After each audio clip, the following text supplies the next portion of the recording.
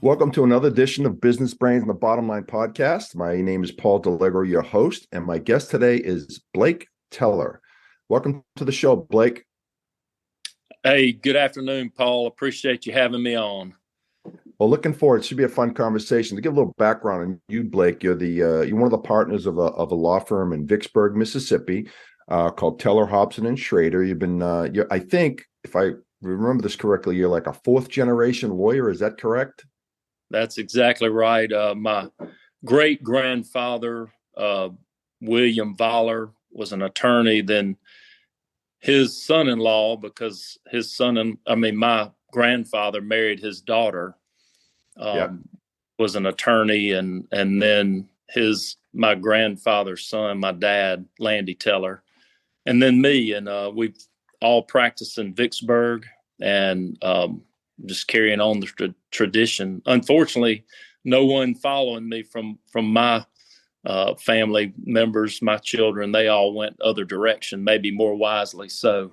I was going to say maybe a good decision, right? But smarter than. But also one of the things that you are right now is you are the president of the Mississippi Bar Association, and that's an elected position, right? Not with your peers, correct?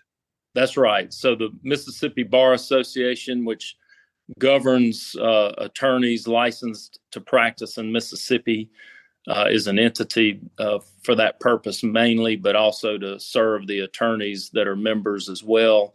And we have an election each year, and the position is rotated to different regions of our state. As compared to how other states may do this, but we have 3 regions, and each year 2 candidates are selected, nominated by a nominating committee with the Bar Association, and then they're put up for election. But it's not a campaigning process. I know, for example, Florida has a full-fledged campaigning process. Their attorneys that are running for their bar president position have to go all around the state and campaign and try to get votes, and we don't do it that way. It's more of a selection process of people that are basically heavily involved in the bar already and that they feel would be able to lead the association for its purposes. And so you were basically handpicked, right? Is that I think that's a fair way to say it. I did not have to campaign for it at all. In fact, they tell you do not campaign. So I'm all about that. I had no problem with that. So it was just a matter of 2 names being put up, and I happened to get the most votes. The other guy's a great guy. I mean, he'd have done a great job, but it just kind of how it fell out. So yeah. So what's the purpose of a state bar? Well, I mean, I kind of think I know, but I mean, why do you even have one? What's the purpose of it? Yeah, great question.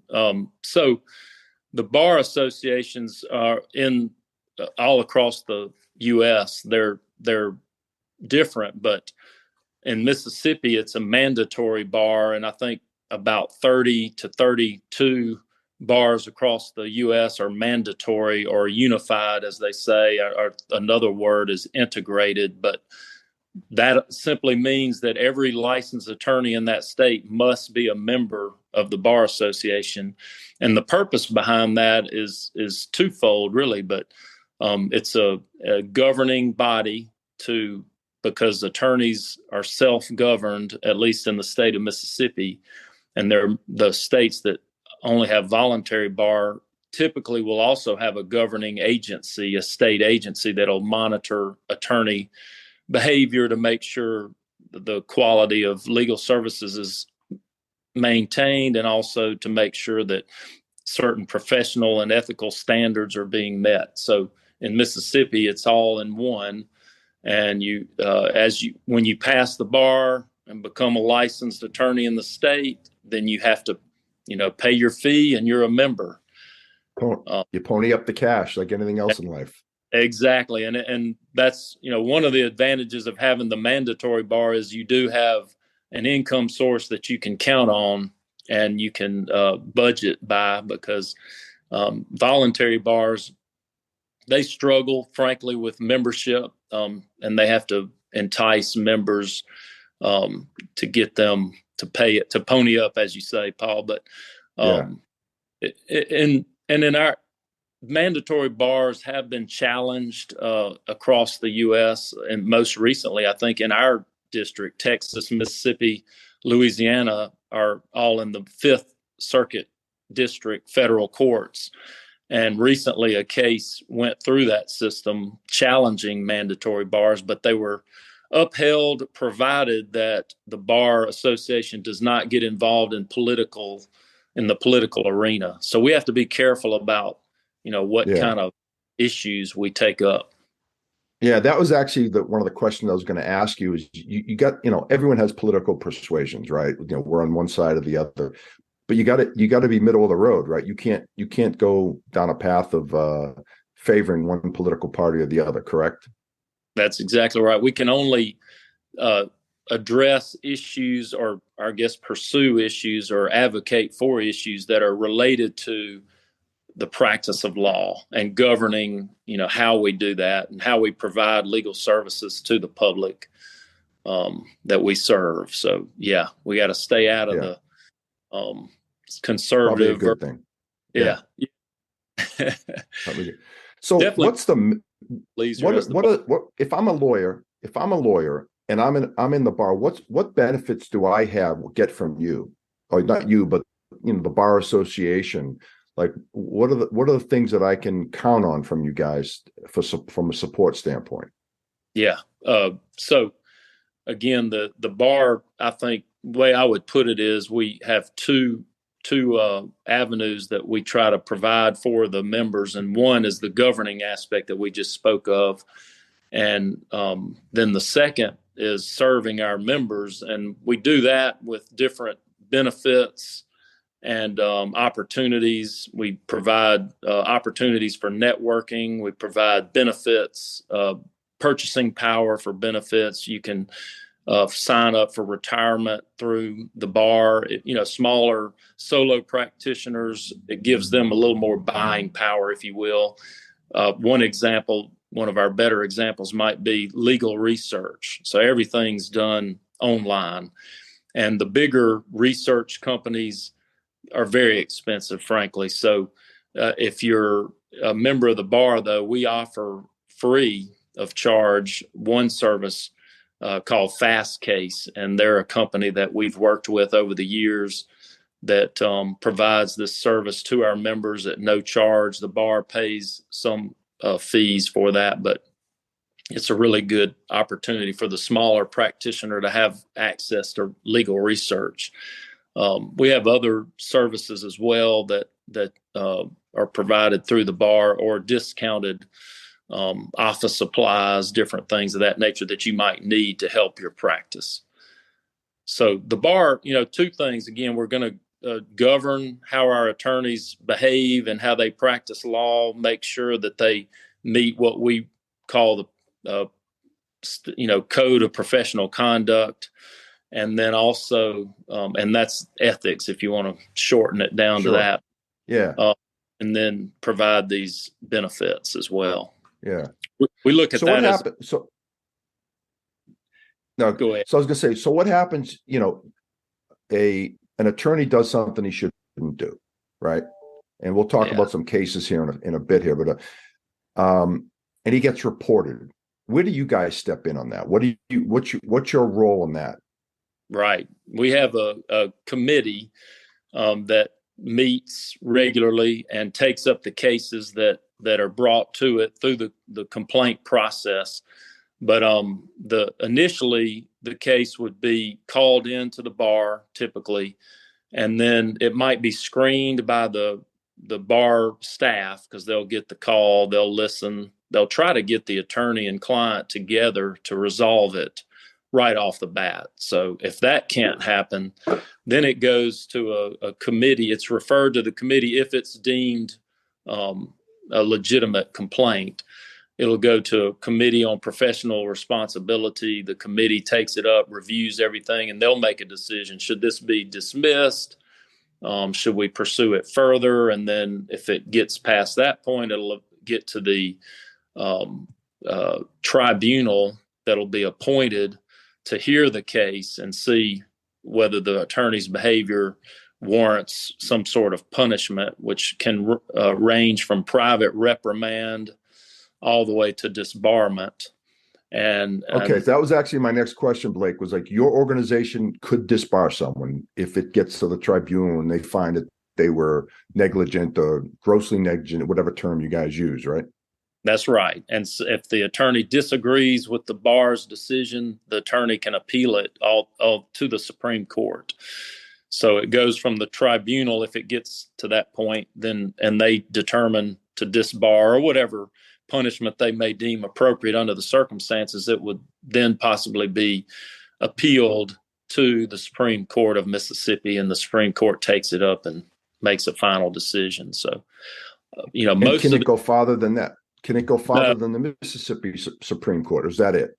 That's it. Unless they're, maybe that's a great question. I don't know of one that's gone farther, but maybe there's a constitutional issue involved and they could get the Supreme Court to take it up. The U.S. Supreme Court, that is. Maybe it could get there. I've never seen that. I don't know. It may not be you never know. It may not be a big enough case for, the Supreme Court's pretty busy to work on the case for one person getting disbarred. They may just dismiss that one. They are. That reminds me of since you're in Texas, this comes to mind. I just attended Southern Conference of Bar Presidents in Texas, in Austin, a couple of weeks ago. And one of our speakers is a law professor, and you need to maybe look up him, see if you can get him on your show. But he's a law professor for Georgetown, but he started his career on the other side of the line, if you will, as a bank robber. And he was arrested, spent, 10, 11, 12 years in federal prison, but he became a jailhouse lawyer, and he actually got a case up to the U.S. Supreme Court. And he was presenting at this conference a couple of weeks ago and said, even regular attorneys can't get a case to the Supreme Court. So he gained notoriety with that, and now he's actually a law professor at Georgetown. But very interesting case. So let me ask you a question. Can you have a criminal record and be a lawyer? Well, So, and that was kind of his whole presentation was about second chances, and he's talking to bars across the nation about people being rehabilitated. And the bottom line is there are standards that have to be met, and typically no. If you have a criminal record, not necessarily federal, but felony record, you're probably not going to get in, but there are circumstances that may warrant overlooking that. So you got to go through a process to be admitted to practice. And we could talk about that if you're interested, but certainly. Yeah, no, I'd definitely like to learn more about that gentleman that you're talking about. But he did his time, though. He did his time. He bettered himself. He educated himself, and so he had at least a track record to prove that, hey, I'm rehabilitated. Exactly, and has been able to convince. He actually got his first admission was the Washington State Bar. They allowed him in after he did his time, and they felt like he had shown rehabilitation. He had shown skills to provide quality legal services, and then they let him in, and now he's been admitted in a lot of different places. And like I said, law professor at Georgetown. It's a great story. That is Georgetown is like one of the top law schools in the country, if I'm not mistaken, right? Exactly. Yeah. So he's outside of Vanderbilt, where you attended, of course. Right. Yeah. Thank you. Bringing that. Give me a pat. Yeah, I couldn't get in Vanderbilt. I don't. Most of us could. The grades to get into these schools, it's so competitive. It's insane. It's insane. You have to almost be perfect now to get into some of these schools. Pretty competitive. But Yeah. I want to kind of switch direction here a little bit. Talk about some of these famous cases that are out there. That what your thoughts on these lawyers? Like the one that comes to mind for me is the Michael Avinatti case, the one with the uh, Stormy Daniels attorney. When I look at him, I'm a layman, right? When I look at him, he is like the picture of sleaze to me, right? I mean, he took his client's money. He tried to extort money from Nike, and Nike was too smart for him. They recorded the conversations. I mean, the guy had to be a moron to do this, number one. But what's your thoughts on guys like this? And he's going to jail. He's probably going to I'm assuming he's going to get disbarred, but there's so many cases out there where you see attorneys dipping their hands in the cookie jar and thinking they're going to get away with it. Yeah. And I don't remember which state he is licensed in, but I did see where he got convicted of attempting to extort from Nike. Nike. Yeah. Yeah. I can't imagine trying to get thrown in jail for that. I think. And I forget what the sentence was for. He was convicted of defrauding Stormy Daniels as well. Okay. And so yeah. I don't know.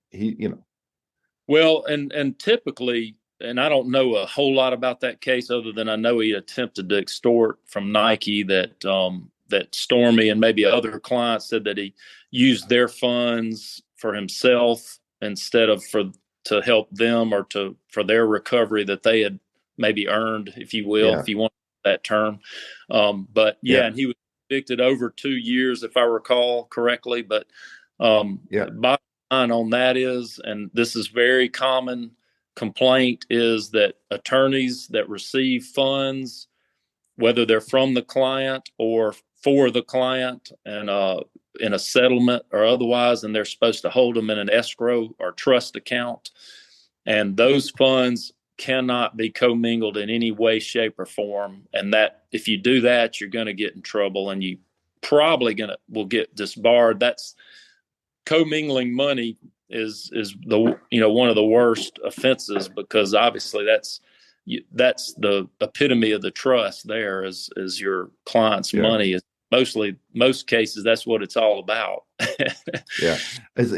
Money, right? People murder over it, right? Right. I mean, let's face all it. The money. That's right. Yeah. Would you say, like, the complaints that you get at the Mississippi bar, is that probably one of the biggest ones? Is it finances, like someone dipping into someone else's pocket? The funny kind of ironic thing is the biggest complaint that the bar gets are attorneys not communicating with their clients. And it's such an easy thing to do. Don't avoid to return your phone calls from your clients, but it's amazing how often that goes on and on and on. And that's when the client starts getting upset. They're not hearing from their attorney. They're wondering what's going on. And then next thing you find out is the reason the attorney didn't call back is because they commingled funds or took their money. They didn't want to talk to them. Now, Blake, I know you would never do that. You're an honorable guy. So I know we don't have to worry about you. I figure you've gotten to this point in your life, and you hadn't had any complaints against you. So I think you're good to go.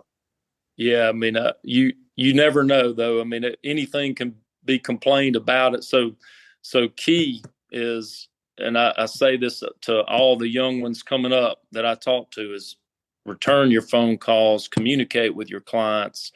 Even if they don't like what you're having to tell them, they want to be told what's going on. And it's important to, and my rule of thumb is return a call within 24 hours. Don't let it sit there, because that just makes people upset. And then if they don't like what you have to say, it gets worse.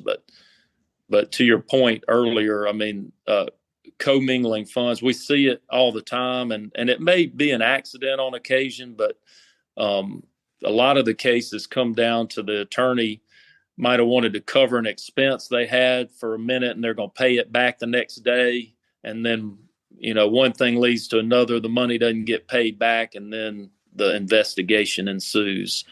So it's a huge problem that must be. Again, the one case that keeps coming to mind for me is the Avenatti case. I mean, he was buying Ferraris. I mean, the guy was a moron. Oh, he was. I mean, to think. Yeah. I mean, I'm not familiar with that too much about what he did, but from the little reports I've read, he clearly had gotten a little big for his britches, if you can put it that way. Old stuff, right? Yeah, yeah. I know there was talk about him possibly running for president at one point too. So you know, got a big charismatic guy though. I Yeah, mean, I've seen him on TV. I mean, the guy certainly had charisma, good-looking guy. I mean, certainly a smart guy. I think I saw an interview with one of his law professors that said he was one of the best students he had ever had. So clearly a bright guy, but just got, you yeah. know, I read followed the wrong path. kind of what his remorseful statement, I guess, to the court was kind of interesting. He said, most people want to go down a path where their kids will be proud of them. I hope my kids are not proud of me, but they're ashamed of me, and that's because I want to know that their moral compass is in the right place, unlike mine. I mean, that was an interesting statement that Yeah, maybe, I didn't see that, he but realized. yeah, But I know he was asking for mercy because his yeah, life's over. Like he'll yeah, never be a lawyer again. I mean, he's going to live in prison the rest of his life, whether he's behind bars or out of the prison, because I don't know what he's going to do for work. He's still a fairly young guy. He's only thinking it's 50 years old. I mean, yeah. so early 50s, I And think. never say never. The gentleman I'm speaking of that is now a law professor in Georgetown. I mean, you don't know if he can show that he's been rehabilitated. Maybe some bar association says they believe it and they'll let him back in. I mean, it can happen. So there is Yeah. a price for it. Yeah, you never know. Maybe, we'll see. He's got a few years to do in jail before he can Yeah. get out, but he may, hopefully he does First, the right thing. And first things. yeah. He could be another great jailhouse lawyer, though, and Yeah, I'm help. sure. Yeah, I'm sure he is. I'm sure that how people in jail they'll come to him and start asking him, "Hey, man, I didn't commit that crime. Can you help get me out?" Because no one in jail commits a crime. You know that. No, they're all innocent. They're all Yeah. innocent. So I don't know if you follow. I don't know if you follow any of these famous cases like the Amber Heard Johnny Depp case, and you got all these lawyers out there that they're using social media, they're trying to make a name for themselves. I mean, what's your take on all this? Is it right? Is it wrong? I don't know. I've got mixed emotions on this one. Yeah, just the use of, I think the example might be you put on YouTube your commentary about the case that's ongoing. And that's just kind of a third party assessment of what one group of attorneys is doing versus the other group, and kind of evaluating what they might have done differently or whatever. That's, if they want to do that for marketing, what have you, and they can make money off the YouTube process, which I don't really understand myself, but I don't know that there's no rules against it that I know of. In Yeah. Mississippi, um, we had a rule with our bar association that you could not advertise at all, but that's been changed. Really? Yeah, that was changed probably 10-15 years ago, and now you got the billboards and TV ads and everything up, one All the call that. all the yeah, all the ambulance chasers. Yeah, size matters. I don't know if you see these commercials in Texas, I but have. Yeah. those are wide open now. So a YouTube evaluation of how some attorneys are doing in a publicly broadcast case, I mean, I don't think that's going to be a problem. If they can figure out a way that they can make money, maybe it's a good way for them to market themselves as being knowledgeable attorneys to get cases. Yeah, But some of these guys have turned them. You start seeing them on all the news channels, right, as commentaries, and they're making a name for themselves, and they're making a little bit of money at it too. When are you going to do that, Blake? yeah, I've got a really good friend of mine that actually does that in Mississippi on a news channel. They call it Law Call or something like that, and they on the news they have a little short segment near the end of the news, maybe after sports even, people can call in and ask some general legal questions, and they'll answer them right there on the news. And we have to be Wow. careful, it's not it's you got to be careful about giving advice when you're not their attorney. You typically Right. would need to retain, but they're careful to have a statement that says this is not to be considered legal advice because we're just giving you a general answer. But that's something that is going on, and it's popular, I think. Yeah. No. Well, social media in general is between podcasts that we're on right now, right? And TikTok and YouTube and LinkedIn. I mean, that's the way people communicate today. I know for me, I work for an IT consulting company, I'm in sales, and that's kind of my number one way of kind of connecting with people because calling people and emailing people just doesn't work anymore. So you got to Right. find different ways to get your name out there. And it depends. Like a guy like you're an attorney in Vicksburg for a long time. You've got your clients. But if you had aspirations to become a star, you'd have to take a different avenue, right? You'd have to find ways to get the Teller name out there. You're exactly right. I mean, we're old school for sure. We're doing it the old by word of mouth methodology that I've been handed down for 4 generations, and I like it that way. And frankly, I couldn't take on any more work at this point, so I'm blessed in that regard. But to step it up to maybe the bigger levels of the types of cases you may want to seek, you'd have to go out there and use the social media and maybe, for example, personal injury law. A lot of the main course of action for marketing there's a big billboard on I-20. Yeah. No, I've seen them. I know exactly what you're talking about. I don't like seeing myself on this Zoom thing, much less a billboard.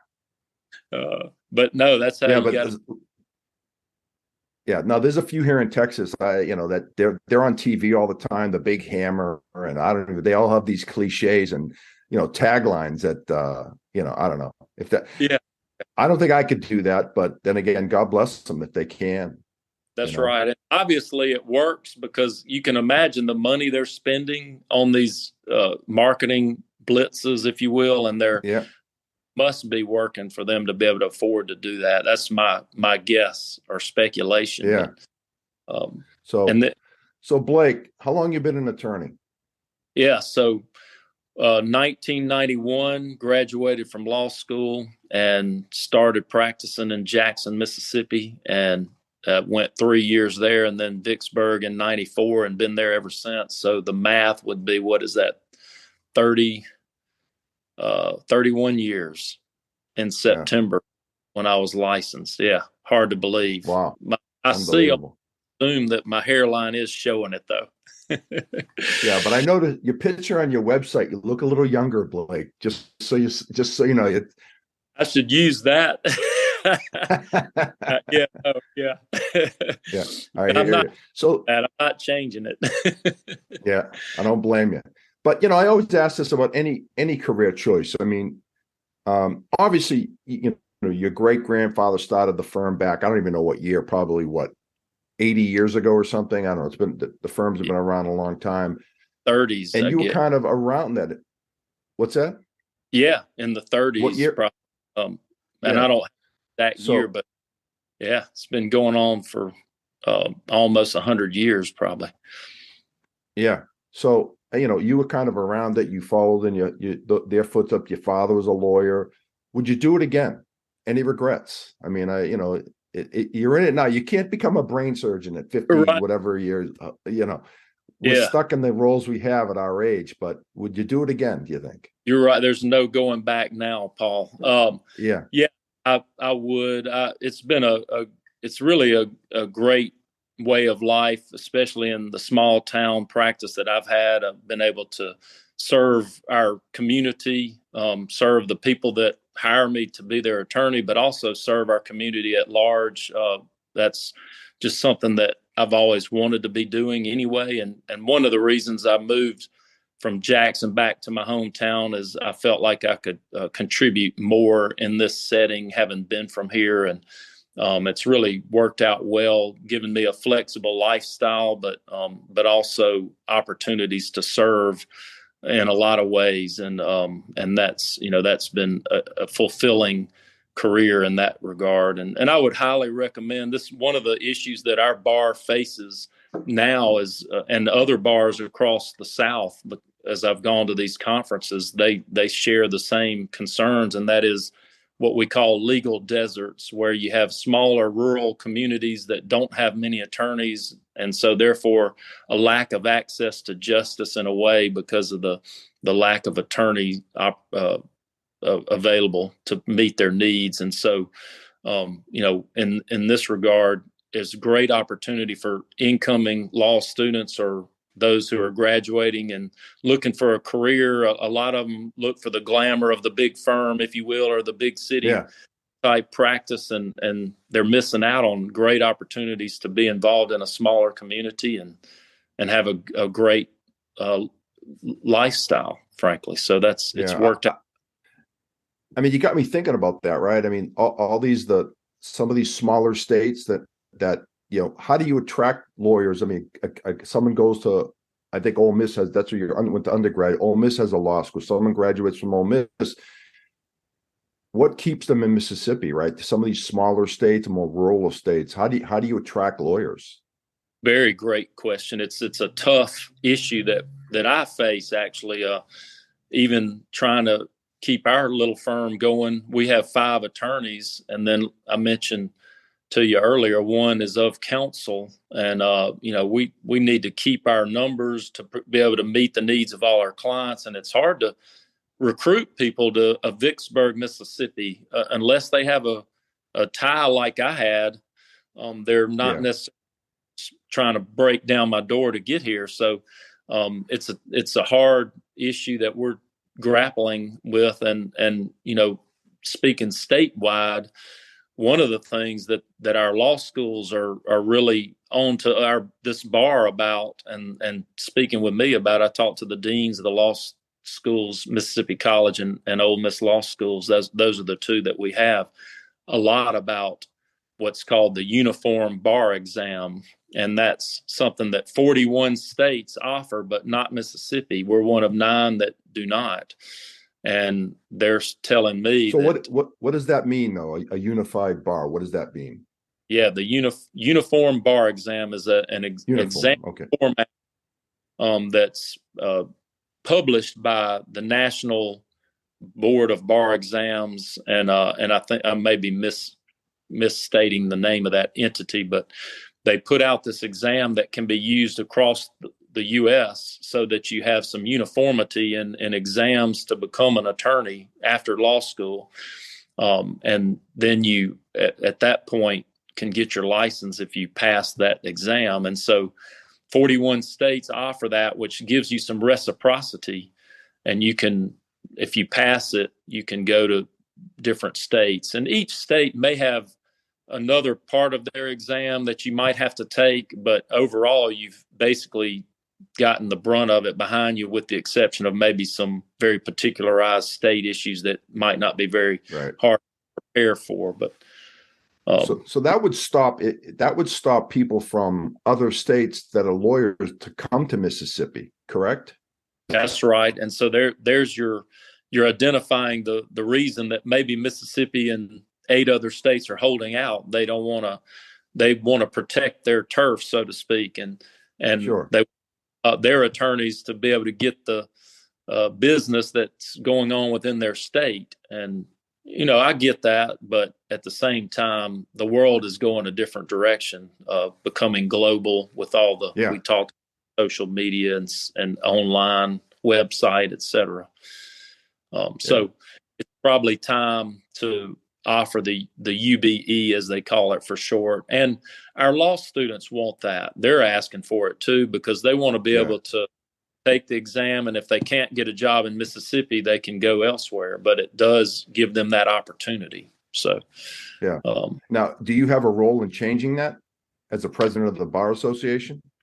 Potentially. We're not in charge of bar admissions, but we have a separate entity that's the Board of Bar Admissions. But we have the influence, if you will, to talk with them. And frankly, it ultimately comes down to our Supreme Court justices. They will ultimately make the call whether that's going to be offered.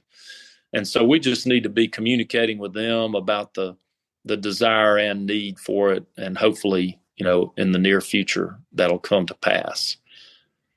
And they're even, the UBE is now, there's another, it's called Next Generation exam. That's the next step. And that's going to be an interesting examination process where it's more practical, as it would be if you were really practicing law, which I would call it kind of like an open book exam, because you're going to be able to research the issues that they present to you. But so that's coming down the pipe already, and Mississippi hasn't even done UBE yet.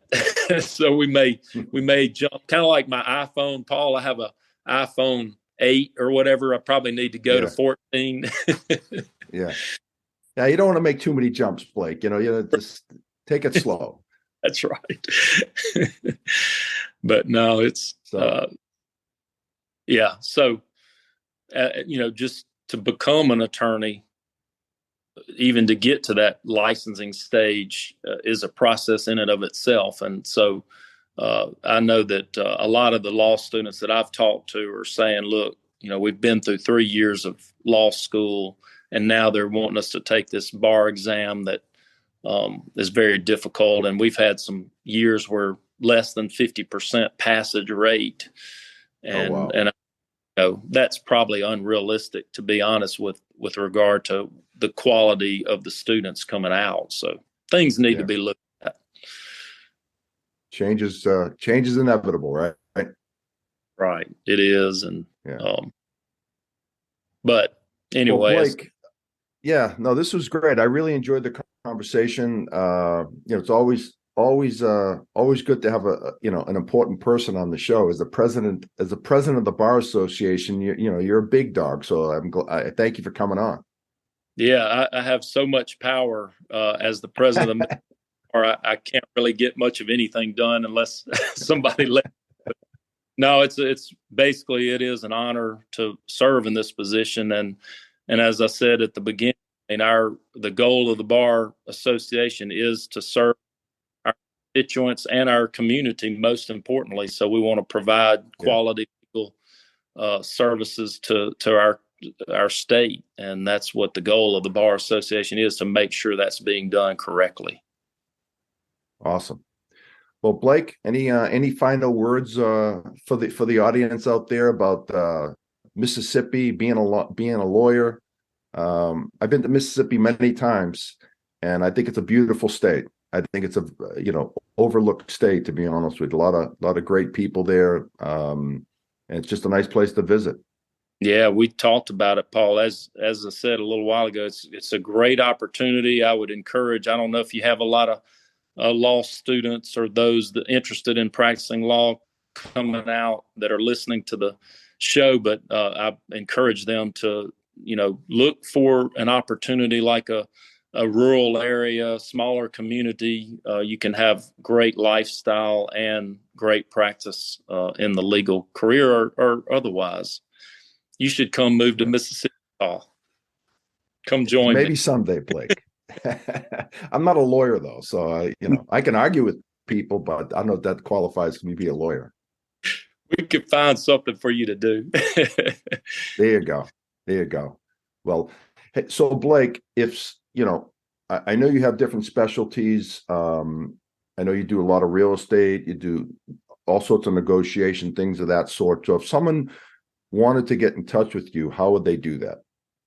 Yeah, we actually do have a website, tellerlaw.com, and we do serve we can practice anywhere within the state of Mississippi. We primarily serve our west central portion of the state. Right there, we're on the Louisiana border at Mississippi River.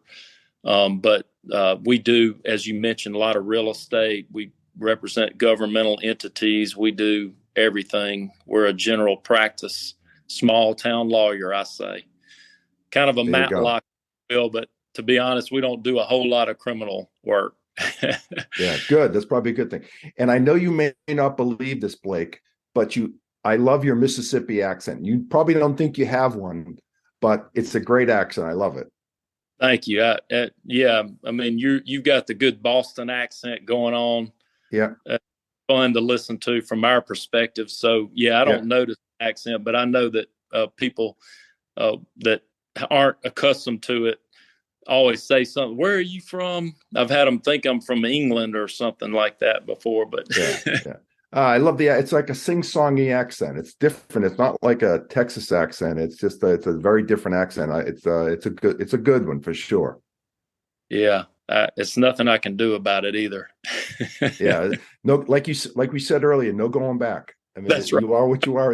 You are what you are at this point. Just gotta Yeah, gotta roll with it. no So, teaching this well, old dog cool. tricks.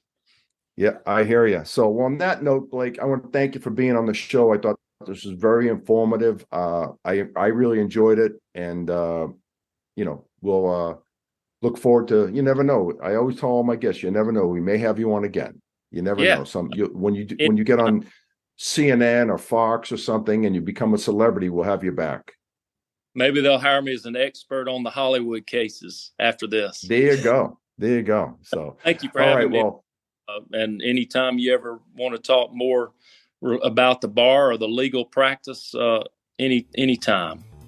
all right. Thanks, Blake. And that's a wrap for Business Brains and the Bottom Line. Until next time.